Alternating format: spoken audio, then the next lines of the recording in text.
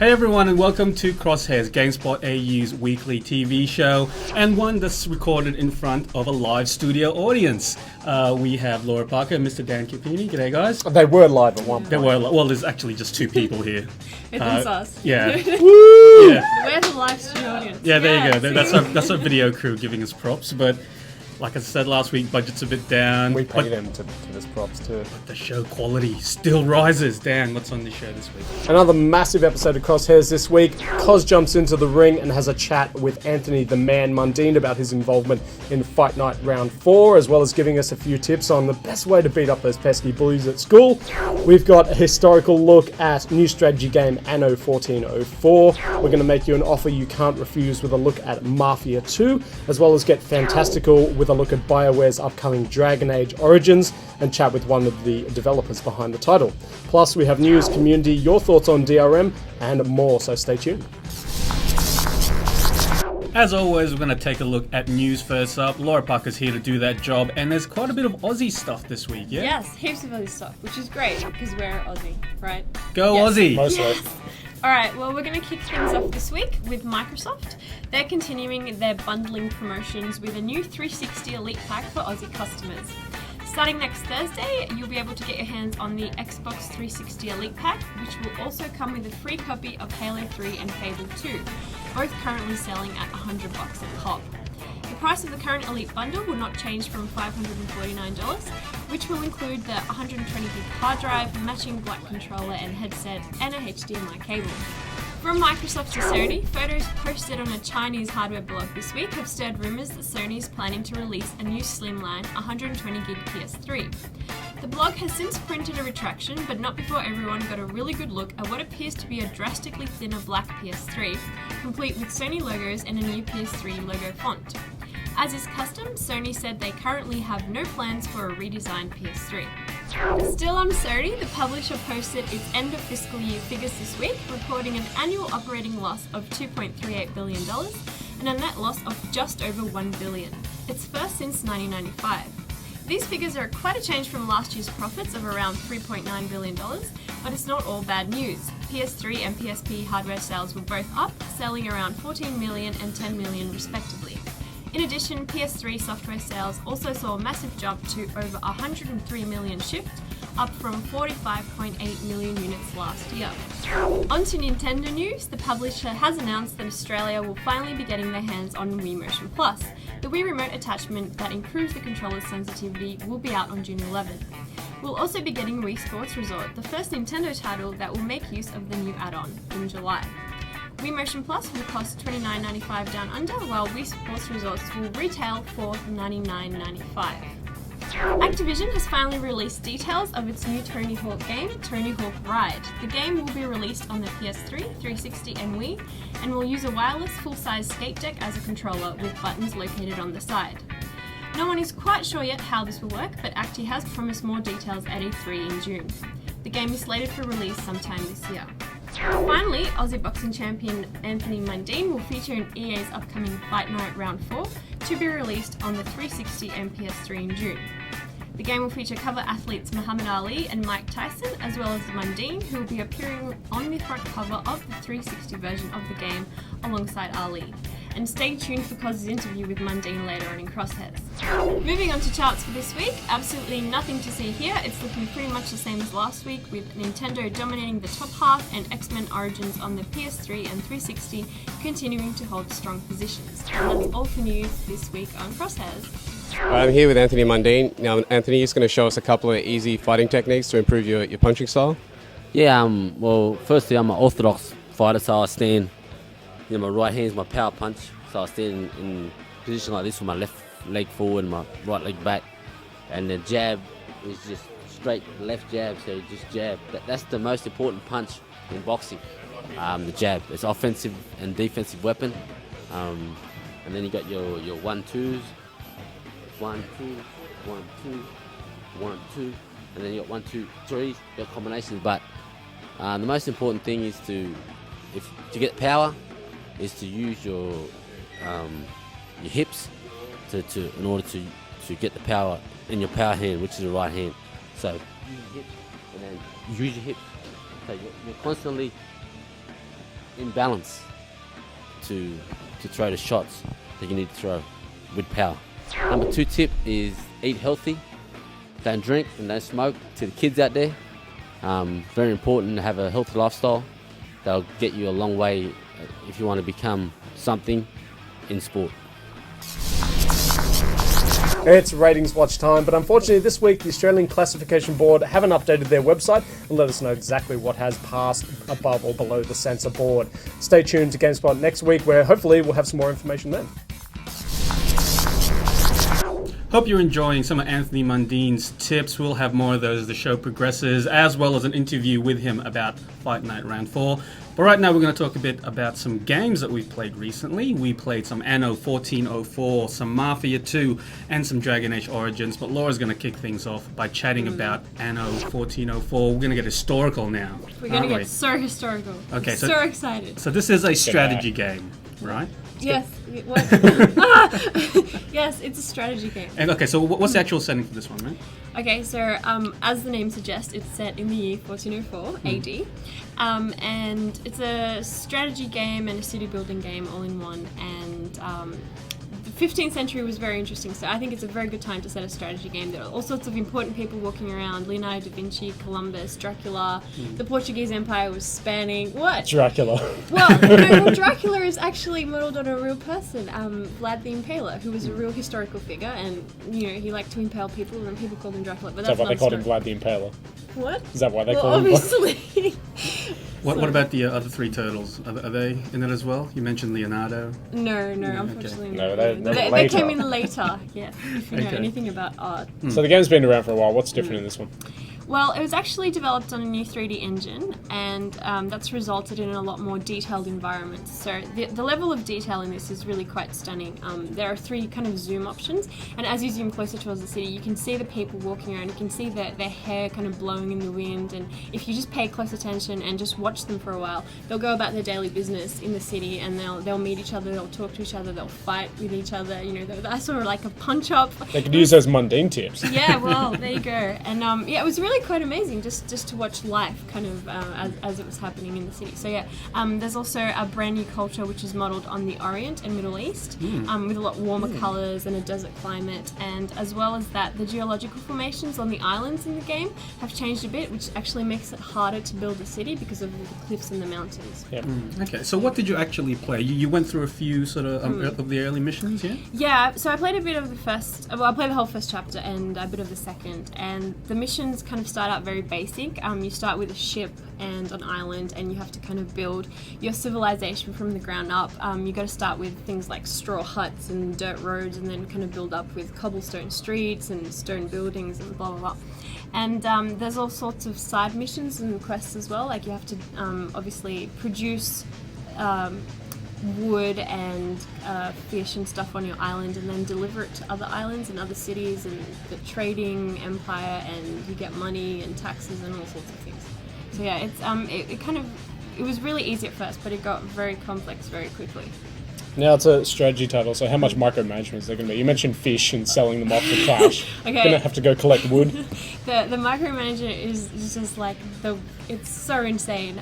There's a lot to do. So apart from managing your city and the way you place the buildings and where you place them, and certain buildings can't be placed in the forest, they have to be close to the sea and stuff, and you'll get tips on how to do all this, but at the end there's so much stuff happening that you really have to keep a very close eye on your city. And as you're traveling around, like I was doing side quests and I decided to do 3 in a row, and I hadn't visited my city for 3 quests. When I came back to my city, It was on fire. yeah, no, I'm serious. A riot had broken out because I had misplaced a road incorrectly. Like the road leading from the chapel to the town square was incorrect, and so people couldn't get from their houses to the chapel, and then they started rioting because they had no food and water, and had all disintegrated into this massive chaos. And I nearly cried. It took me ages to kind of get things back on track. So you really have to pay attention to what's going on. Civilization shaky like that. Oh yeah, man, I wouldn't. This I road wouldn't- isn't perfectly square. So Laura, you already mentioned a little bit about how the game actually looks. It looks Yeah. pretty good, yeah, for a strategy game? It looks amazing. I was very impressed. You can even see like the tiny details, the leaves on the trees when you kind of zoom in closer, and it just looks it looks great, it looks perfect. So when's this one out? Well, we don't have a release date for this, but it's out sometime in Q2 this year. Tip number 3, Anthony. Tip number 3 is don't do weights. If you want to be a fighter and a boxer, don't do weights. It tightens up your muscles, and you want your muscles to be like a sponge to release and to stretch. And weights tighten them up too much.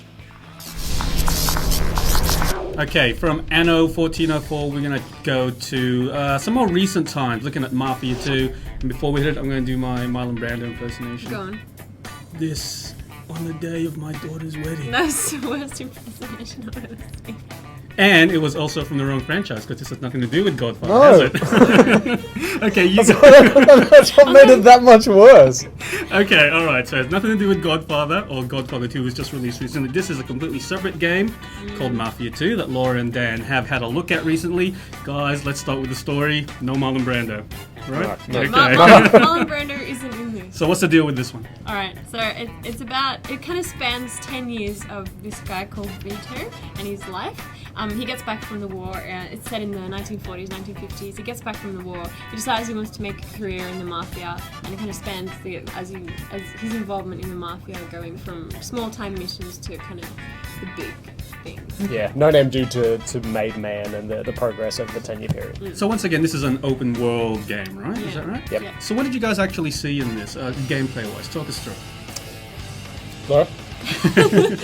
We both wanted to talk. Well, we saw 15 minutes of gameplay, as far as I remember, and again, there was one of the developers was talking over what we were seeing, and we saw one of the later missions, so the game had advanced a bit. And what we did see were Joe and his childhood friend Vito and his childhood friend Joe, who kind of want to They're be... the same Yeah. folks. Yeah, no, sorry. It's a shared childhood. And they both kind of want to go into the mafia together, and they had a mission to go into a penthouse and where a rival mob was having a party and plant a bomb and kill the other boss, the other mafia boss. And we saw a bit of gunfighting, a bit of the... Yeah. Yeah, it was a long mission, so it was a lead up as well. You met a dude named Marty, and he was your driver. He was very green, very inexperienced, and I think that's a theme that's going to go all the way through the game. The progress from unknown, and as I said, the main man. And you start off, you're in a basement. You go into the hotel itself. You slip on a workman uniform, so you're very inconspicuous. It's almost a basic stealth mission. Mm-hmm. You get into a service elevator, go up, and you make your way into a boardroom under the guise of cleaning a stain that's on a carpet under the table. And while you're in there, you plant a bomb, and that we saw as cutscene, so we're not exactly sure if that's going to be playable element, whether you'll need to place the bombs themselves. But it's the 1940s, 1950s, so there's no remote detonation. You'll need to run a cable to the window itself, which is nearby, and then head up onto the roof to detonate the bomb. But you get up there, and naturally there's another problem, and that's where they introduce us to the gunplay mechanics. They've changed a little bit. It's very much third-person shooter. There's a cover mechanic. It's like most of the other third-person shooter games you've seen. Headshots will actually kill instantly, though in our build they seem to take a few bullets to the body before they went down. You can also play it, again, as stealth. You can go up there as a service guy and just kind of muscle them out by telling them you need to do work. You get into one of those window washing thingos. Yeah. I don't even know what the official name Like is. an elevator on the outside of the building. And you go down to clean a room, and you go up one level, and the bomb blows early. Unfortunately, the mafia boss doesn't get killed, but just about everyone else in the room does. And you kick your way through a window, and you take... You chase the mafia boss who's getting away through the rest of the hotel, and that's where they introduce some of the gunplay mechanics. As I said, the cover mechanic, the AI will actually reach down and pull over tables and take cover behind them. You can use them. The environments are incredibly destructible as well. Okay, so you already mentioned, I guess, the redefined gunplay mechanics. What else is Mafia 2 bringing to the table that's different from the first Mafia, guys? It's not a huge reinvention. It's probably the accuracy of the period more than anything else. I mean, it was very true in the first one. They've redone the driving, and we saw at the very end of the level, Marty takes you out and you hit the road again. And there's like authentic shop fronts, because it's 1940s. Yeah. The cars, the music as well. It's all cars, So music. it's got lots of reporter. Period. Yeah. Oh yeah, photos everywhere. And even the period dress is very accurate as well. And you can take out all the cars. There's in-game car shooting. Okay, so how does the game actually look at this stage, guys? I think it looks really good. The level of detail is great. Like we said, everything from the 1940s, 1950s shop fronts and cars and stuff. The one thing I wasn't really impressed with was, because you mentioned in the gun battle inside the hotel, the physics, I know the environments are completely destructible, but the physics weren't great because I think there was a piano in the room, and I think someone shot the piano twice and it fell over. They shot out the legs on the piano. No, dude, they shot the piano's body and then it just toppled over. It's like, wait a minute, that wouldn't happen. Maybe the piano suffered a heart attack and keeled over. We just don't know that. It is a possibility. But everything else besides that was great. It was pretty impressive. Yeah, Like bottles flying everywhere as they were getting shot and stuff. the environments Shards. themselves, you can destroy bottles, glass windows. It's looking really, really good. Okay, guys, when is this game out? No firm date yet, but it looks like it's going to be fall US time 2009, so expect it later in the year. Tip number 4, make sure you do your running. You have to do running, plenty of miles, maybe 25 to 30 kilometers a week for running to get you in great shape. How long would that be per run? You can mix it up. You can one day run half an hour, one day run 45 minutes. Mix it up. Moving on from real-life gangsters to a high fantasy genre, we're going to take a look now at BioWare's upcoming RPG, which is Dragon Age Origins, which I actually got to get some hands-on time with in my recent trip to London. So it's a BioWare title, it's a fantasy title, is it anything like the other BioWare fantasy titles? Well, as you guys would probably know, BioWare is a pretty big name when it comes to RPG. They made such lesser-known hits as the Baldur's Gate series. The what? Yeah, no one's ever heard of those. Neverwinter Nights. So they've got a bit of a pedigree when it comes to fantasy. Also, Mass Effect a couple of years ago. So they've got a pedigree when it comes to RPGs. This is actually set in a whole new world. So they've said it's the spiritual successor to Baldur's Gate, but it's not actually set in the sort of Dungeons and Dragons universe. So what's the actual story then? Okay, so once again, it is a high fantasy setting, so, wizards, dwarves, elves, dragons, all that type of thing. I'm assuming there's a dragon in it, because it's called Dragon Age. You'd hope so, yeah. Yeah, so basically you're in this, high fantasy world, and apparently you're part of a team called the Grey Warden, so it's this, super secret organization, which is supposedly the front line against this, evil demon horde called the Blight, which is sort of slowly taking over the entire world. So basically, your job as a Grey Warden, so as one of the super police, is to basically go out and destroy the bad guys, and they take all sorts of different forms, from evil wizards to, I'm assuming, evil dwarves. There'll be a whole range of evilness and height differences as well. So it's an RPG, and you mentioned Baldur's Gate 2 as this is a spiritual successor to it. Yep. What kind of game is it? Okay, so if you guys have played, their recent titles, anything from Baldur's Gate to Mass Effect, basically, you'll know that you will primarily take the role of one person, but you'll have, I think, up to other 3 party members with you at all times. So you'll traverse across this world, usually from a third-person perspective, but you can zoom it all the way out to isometric. Basically, you move around, but you can switch control of any characters at any time simply by just clicking on their portrait. The actual combat itself is all in real time, but once again, if you do want to pause it, but just by pressing the spacebar, because I played the PC version, you can pause it and basically go to all your different characters and line up commands for them. Right. Or you can just control one character and let take him through there and let the PC run everything. So it's very similar to, I guess, the previous RPGs that BioWare has done before. So what did you actually play, Randy? Well, the very short stage that I played at actually apparently takes place about halfway through the game. So it was fairly high level stuff. Apparently you were like a level 11, 12 by then. And essentially you have to go to the Mage's Tower. Because this evil mage called Aldred, hope I'm pronouncing that right, has gone crazy. And basically has tried to, possess this demon, but ended up possessing him, as often happens in these type of that happened shenanigans. last week too, right? Yeah. Is that someone else by Okay, sorry. We're not talking about that. Anyway, so Aldred goes crazy, and you basically have to go in with your team of Grey Wardens to take him out. So it was basically like a boss battle, essentially. So it was a very short combat mission. You go to this large circular room. The first thing Aldred does is transform into this massive pride demon. Looks really sort of cool. And he has all these other sort of little minions that he throws out at you. And basically, yeah, it's your job to just basically, take down Aldred. At the time, though, since it was sort of fairly high-level stuff, it was a bit difficult for me to just jump in and figure out exactly what was happening because, all of the actual characters you were playing with already had a big list of spells and buffs and debuffs, and I only had a limited time with it, so I didn't actually know, what this effect would have on the team, that type of thing. So I ended up getting my ass handed to me by Aldred. But the BioWare guys actually did it, and they managed to go through and had showcase some pretty impressive sort of spell effects at the end, something that I actually couldn't manage. Was the rest of the squad based on different classes? Or are they all of the same type? And just kind of hanger-ons? The particular squad that actually that I played with this one, they were sort of based on your typical sort of like archetypes of fantasy. So one was spec'd out as a tank, so it was a fighter class, and you supposedly stand at the front and and take all the damage. There was like a shapeshifter character, and I think a couple of sort of wizards/sorcerers. So if you're familiar with fantasy settings, I don't think this is bringing anything too revolutionary to the table.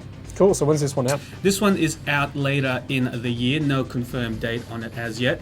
We also managed to have a chat with Mike Laidlaw, who's one of the producers for Dragon Age Origins, and here's what I had to say about the game.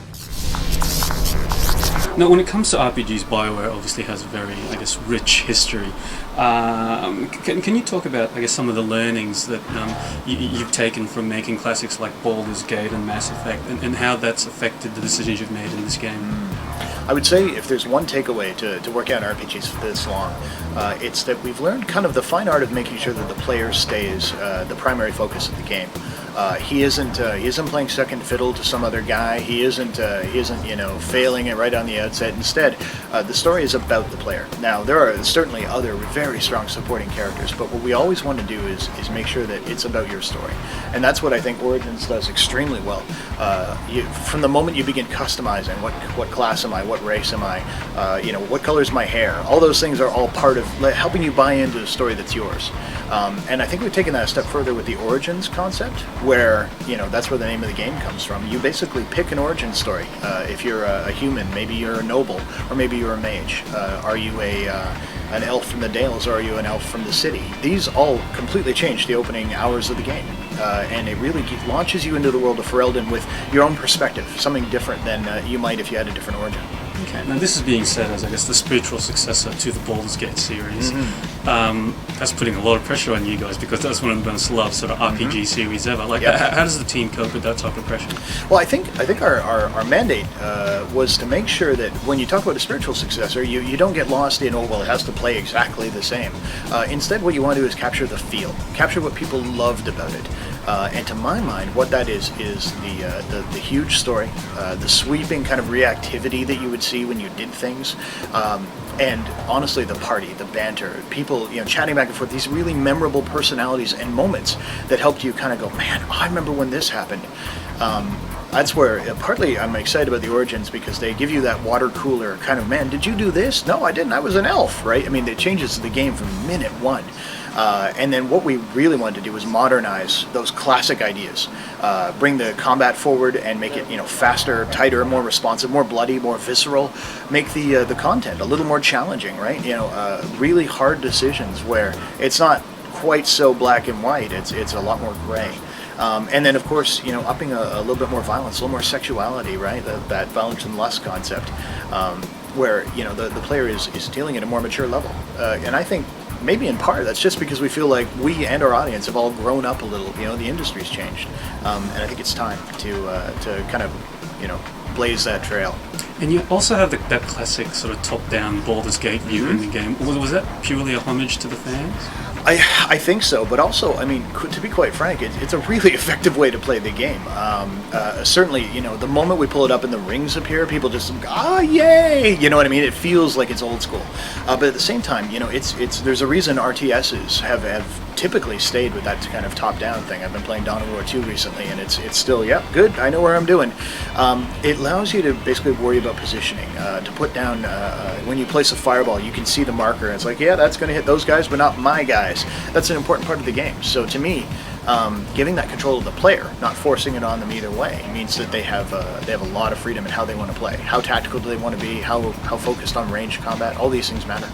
Okay, now it's coming out on consoles as well as PC. Yeah, we'll be seeing it Xbox 360, PS3, and PC. Okay. Now, can you talk a little bit about how the controls will translate to a console experience? Sure, we're actually in the process of that's really one of our last big hurdles. That making a game this big fit on a disc.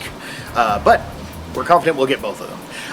Really, the translation, to my mind, is it's something it's a road we've crossed before, because we've had to do something similar, bringing Mass Effect back to PC. Jade Empire made the same jump.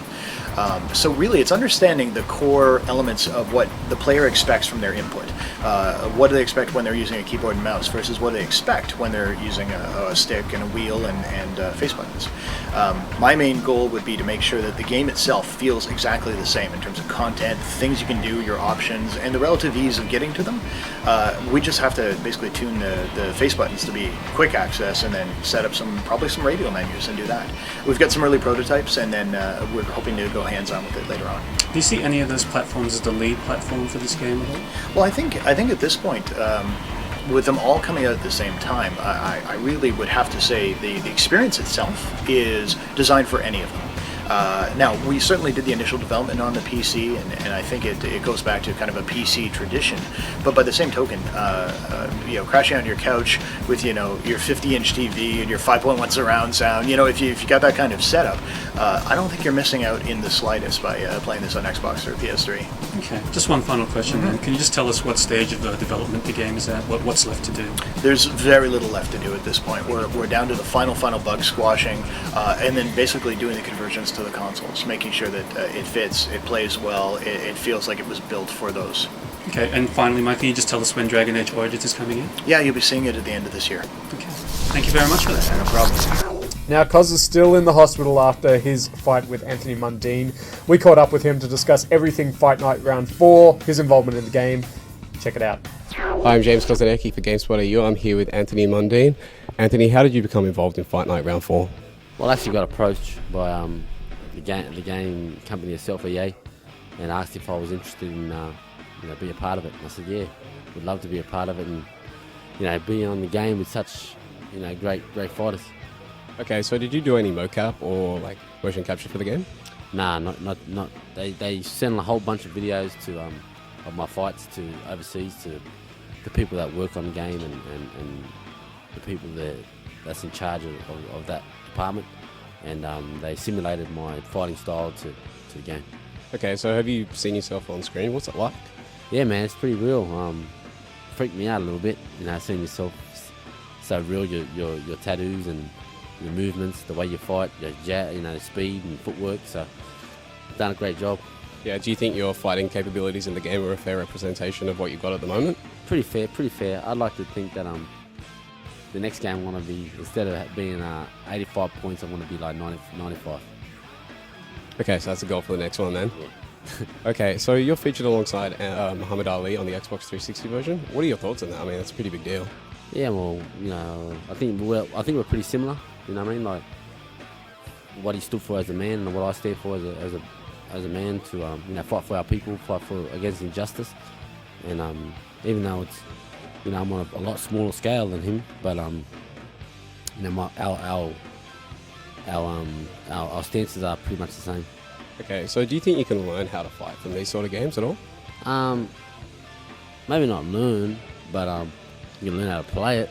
But I think if you're a novice, you can learn. As far as for me, as being a professional, I think maybe you can pick up a few pointers because you do stuff on the game that you don't realise you might be doing in the ring. Okay, and are you a gamer yourself? I'm not an avid gamer, but I do play my games every now and then. Okay, do you play many boxing games at all? Well, I will be now. Would you let your kids play this at all? Yeah, I'd let them play it. I think they're looking forward to playing it. Final tip, make sure you always keep your guard up and expect punches to come from anywhere. So make sure your guard is high when you're in a defensive position. So you're therefore you can block, and therefore you can counter as well. So catch, boom, catch, boom, catch, boom. Anthony, thanks for those tips. Now, I don't know about you guys, but I'm having serious cause withdrawals because usually by now he'd be on the couch. I know, it's very freaky that I'm here instead of him. It's Yeah. just, ugh, The bad news is What he's do we do? dead. Yeah. So, cause, hope you get better from your death. serious illness of decomposition. But no, seriously, Cause is away playing some games at the moment. He'll be back next week. So we got these two guys who will cover what Cause usually talks about, starting with Dan, who's going to talk to us a little bit about some of the reader feedback we've got on Laura's feature from last week, DRM Dilemma. Here are a couple of the responses from you guys. The Plump Penguin said, I think that DRM likes to act as malware. It doesn't mention it's being installed and can't be uninstalled. They have a right to protect their software, but limits to installs or stupid things like needing to verify online to play single player is just a waste of time and inconvenience. Nurse Tsunami said, the sad fact is, no game, no matter how much DRM is crammed in, will be 100% pirate free. There'll always be a cracker group out there dedicated to cracking the game, and there will be a torrent site or people to host it. Halo 3 Disciple says, for the most part, I've been satisfied with DRM. It protects both my rights as a legitimate customer and protects the company's product. But over the last few months, I've run into a few games that are getting overzealous with their DRM, specifically Company of Heroes, which has you install gigabytes of patch before you can even access the menus. And No Dice 386 says, half the people who pirate games would call themselves a hardcore gamer. So hardcore you feel the games belong to you by default.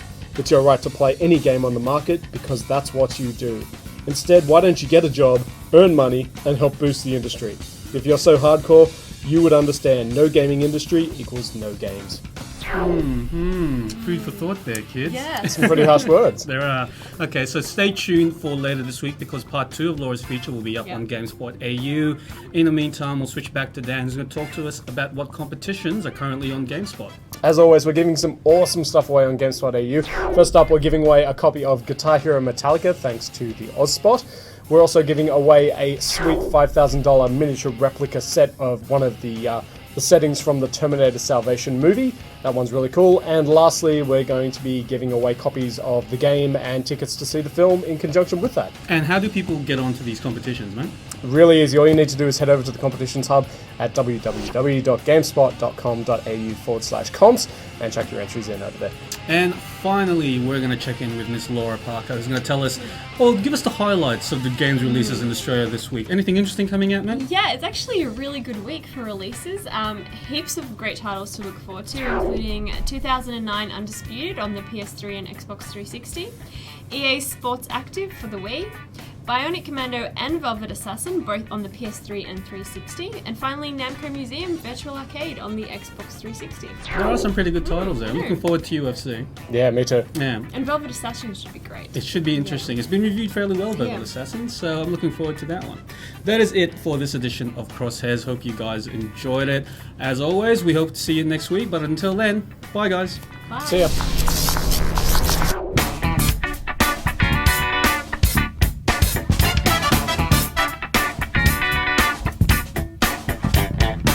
All right, Anthony, thanks for the interview. That was great work.